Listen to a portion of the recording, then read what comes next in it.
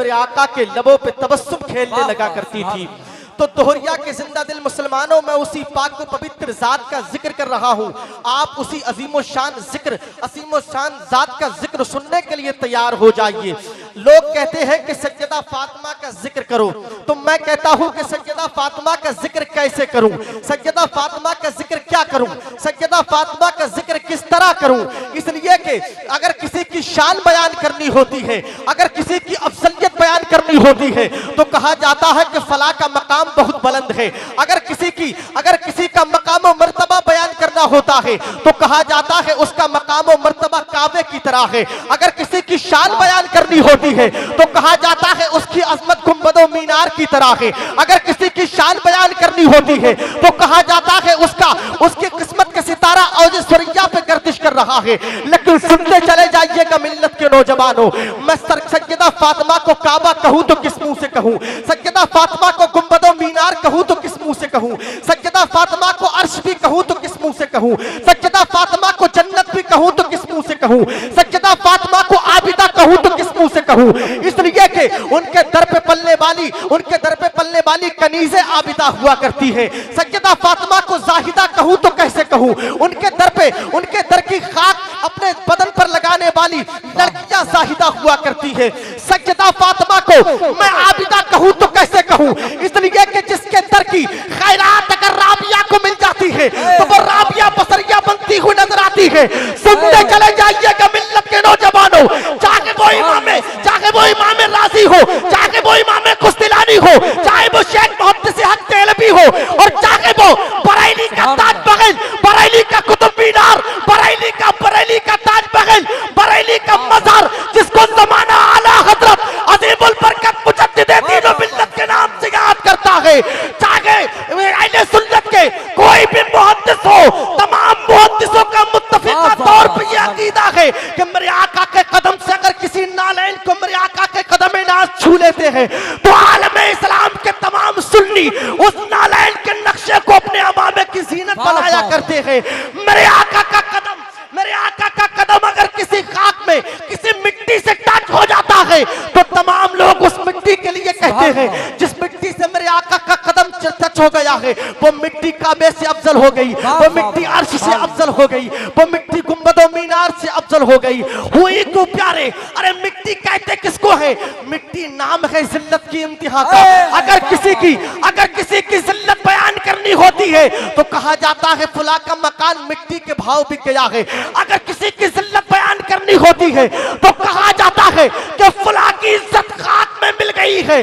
तो पता चला इस्लाम के मुकद्दस शहजादों के मिट्टी जिल्लत की इंतहा का नाम है। लेकिन बगी मिट्टी अगर मेरे आका की तुरबत शरीफ के अंदर, जहां मेरे आका आराम कर रहे हैं, अगर मेरे आका के बदन से टच हो गई है, तो उसको मुहद्दिसीन इकराम काबे से अफजल कह रहे हैं, गुंबदो मीनार से अफजल कह रहे हैं, अर्श से अफजल कह रहे हैं।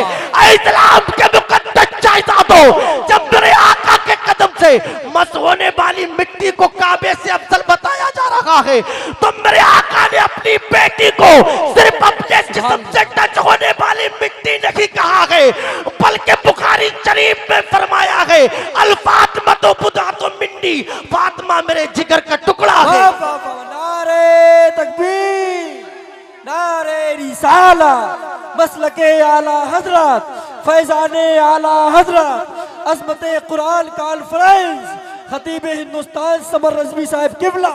नारे तकबीर, नारे रिसालत, बाबा जिंदाबाद जिंदाबाद। मेरे आका ने यह नहीं कहा कि फातिमा मेरे जिस्म से टच होने वाला टुकड़ा है, मेरे आका ने फरमाया फातिमा मेरे जिगर का टुकड़ा है।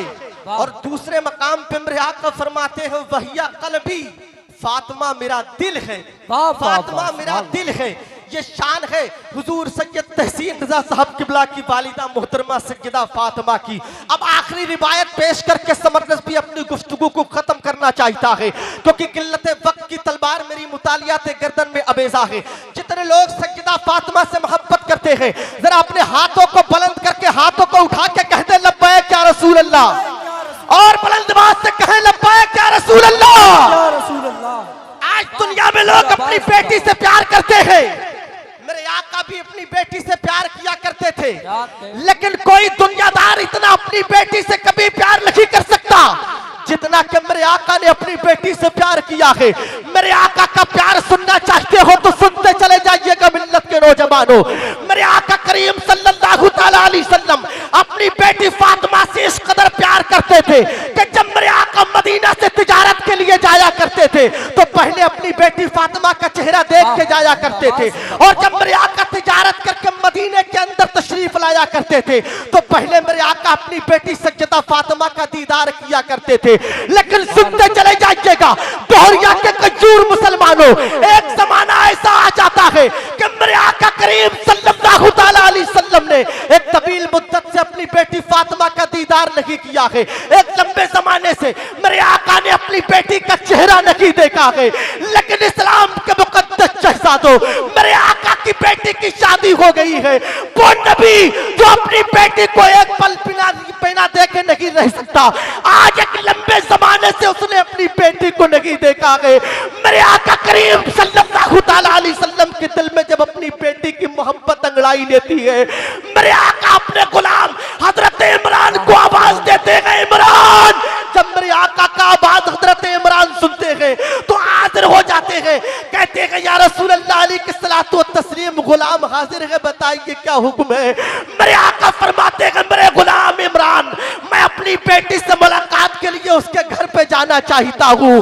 जब मेरे आका ने इमरान से इतना कहा तो हजरत इमरान मेरे आका करीम सल्लल्लाहु तआला अलैहि वसल्लम के साथ चलने लगते गए।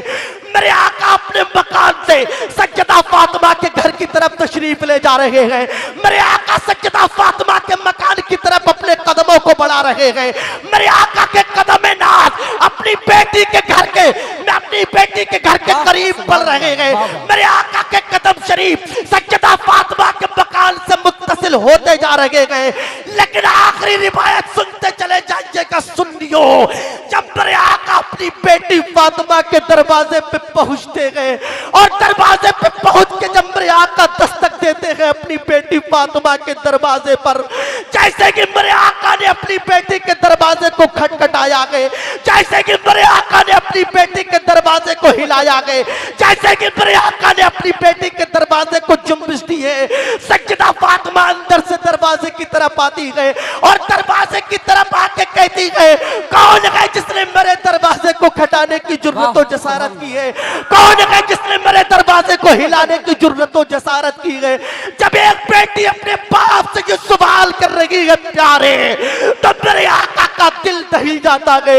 मेरे आका कहते हैं बेटी फातिमा, तेरे दरवाजे पे कोई और नहीं आया है बल्कि तेरा बाप मोहम्मद तुझसे मुलाकात के लिए आया है।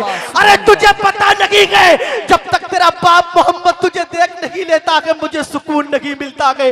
जब तक कि मैं तुझे देख नहीं लेता हूँ मेरे कल्ब की धड़कनों को सुकून नहीं पहुंचता है। बेटी फातिमा, मैं तेरा दीदार करना चाहता हूँ, मैं तुझे देखना चाहता हूँ। जब इतना कहा है मेरे आका ने अपनी बेटी से, तो मेरे आका की प्यारी बेटी सज्जदा फातिमा कहती है, अब्बा जान पहले ये बताइए कि आपके साथ में कोई और है कि आप अकेले आए हुए हैं? जब सज्जदा फातिमा ने ये सवाल किया है मेरे आका से, तो मेरे आका कहते हैं बेटी फातिमा, मैं अकेला नहीं, मेरे साथ में हजरत इमरान भी तशरीफ लाए हुए हैं। जब इतना कहा बेटी फातिमा से मेरे आका ने, तो सज्जदा फातिमा बरजस्ता रो के कहती है, या रसूल अल्लाह अलैहिस्सलातु वत्तस्लीम, अगर तुम्हारे साथ में तुम्हारा गुलाम इमरान है तो तुम अंदर नहीं आ सकते। मेरे आका ने फरमाया बेटी, ये सवाल तो तूने आज से पहले कभी नहीं किया है, आज तूने ये सवाल कैसे कर दिया? आज तूने ये मुतालबा मुझसे कैसे कर दिया? जब सज्जदा फातिमा से इतना कहा मेरे करीम आका ने, तो सज्जदा फातिमा रो के कहती है, अब्बा जान तुम्हारी बेटी फातिमा के पास में आज पूरे कपड़े नहीं है जो अपने बदन को ढांप के किसी और से पर्दा कर सके। इस्लाम की मुकद्दस शहजादियों, सुनती चली जाइएगा मेरी गुफ्तगू को। आज अगर बाप मजदूरी भी किया करता है तो बेटी इतना फैशन करती है कि उसके फैशन की इम्तिहान नहीं होती है। लेकिन वो बाप वो बेटी जिसके बाप की हुकूमत जिन्नो बशर पे गए, वो बेटी जिसके बाप की हुकूमत लौह कलम पे गए, जिसके नबी की हुकूमत बरगो समर पे है, जिस नबी की हुकूमत बहरो पर पे है, जिस नबी की हुकूमत शम्सो कमर पे है, जिस नबी की हुकूमत बरगो समर पे है, जिस नबी की हुकूमत अर्शो कुर्सी पे है, जिस नबी की शान ये है कि वो अगर अपनी उंगली का इशारा करता है तो डूबा हुआ सूरज पलट आता है। अगर मेरा नबी अपनी उंगली का इशारा करता है तो चांद दो हिस्सों में बंटता हुआ नजर आता है। लेकिन उस पूरी दुनिया पे हुकूमत होने के बावजूद भी इतना पावरफुल है मेरा नबी, लेकिन फिर भी उसकी बेटी के पास में पूरे कपड़े नहीं है जो अपने बदन को सही से ढांक सके। जब इतना कहा सज्जदा फातिमा ने अपने बाप मोहम्मद से, तो मेरे आका कहते हैं बेटी फातिमा मैं तुझे अपनी चादर देता हूँ, इससे पर्दा कर ले तब तो मैं अंदर आ सकता हूँ। जब इतना कहा मेरे आका ने तो सज्जदा फातिमा कहती है ठीक है अब्बा जान अपनी चादर को दे दीजिए। मेरे आका ने अपनी कमली वाली अपनी मुजम्मिल वाली चादर को फेंक के जब अपनी बेटी अपने लखते जिगर अपने जिगर के पारा को दी है तो सज्जदा फातिमा ने अपने बदन को चादर से छिपाने के बाद अपने दरवाजे को खोला गए, और दरवाजे को जैसे ही खोला गए सज्जदा फातिमा ने मेरे आका ने अपनी बेटी के चेहरे पे नजर डाली और देखते ही मेरे आका पूछते हैं बेटी फातिमा तुझे कौन सी परेशानी ने घेरा है? तेरा चेहरा तो गुलाब की तरह खिला रहता था, आज ये गुलाब की पंखड़ियां बिखरी हुई नजर कैसे आ रही है? आज ये गुलाब सा चेहरा मुरझाया हुआ नजर कैसे आ रहा है? बेटी फातिमा जरा ये तो बता दे तुझे कौन सी मुसीबत ने गिरफ्तार किया है? आज की कोई बेटी होती तो सावन भादों की तरह उसके आंसू बहने लगते, नदी और नाले की तरह उसके आंसू बहने लगते, लेकिन वो कल की सज्जदा फातिमा थी, जन्नती औरतों की सरदारा थी। सज्जदा फातिमा कहती है अब्बा जान अल्लाह का शुक्र है किसी परेशानी ने नहीं घेरा है। 3 मरतबा मेरे आका सवाल करते हैं, सज्जदा फातिमा कह रही है अल्लाह का शुक्र है। जब 3 मरतबा ये सवाल किया सज्जदा फातिमा ने यही कहा अब्बा जान अल्लाह का शुक्र है अल्लाह का शुक्र है। लेकिन मेरे आका ने जब ज्यादा इसरार किया तो सज्जदा फातिमा की आंखों से आंसू निकलने लगते हैं और रो के बेटी फातिमा अपने बाप से कहती है अब्बा जान तुम्हारी बेटी फातिमा ने 3 दिन से कुछ नहीं खाया, पेट से 3 पत्थर बंधे हुए गए। जब इतना कहा सज्जदा फातिमा ने तो मेरे आका फरमाते हैं बेटी फातिमा ये कोई कमाल की बात नहीं है, तुमने 3 दिन से कुछ नहीं खाया है, तुम्हारे बाप मोहम्मद ने 13 दिन से कुछ नहीं खाया है, मेरे पेट से 7 पत्थर बंधे हुए गए। तभी तो शायर कहता है बंधे गए पेट से पत्थर मगर शिकवा नहीं लब्बर, हमारी भूख की खातिर यही खुराक काफी है। सितमगर को बता देना जरा ये बात इतनी सी तेरी तलवार के आगे मेरी मिसवाक काफी है। फिदा है जिस पे खुल्द भी ऐसी है फातिमा, अल्लाह के हबीब की बेटी है फातिमा, करबो बला में जाके जिसने बचाया है दीन को, बेशक उसी हुसैन की अम्मी है फातिमा। अस्तगफिरुल्लाह रब्बी मिन कुल्ली ज़ंबिन व अतूबु इलैह व मा अलैना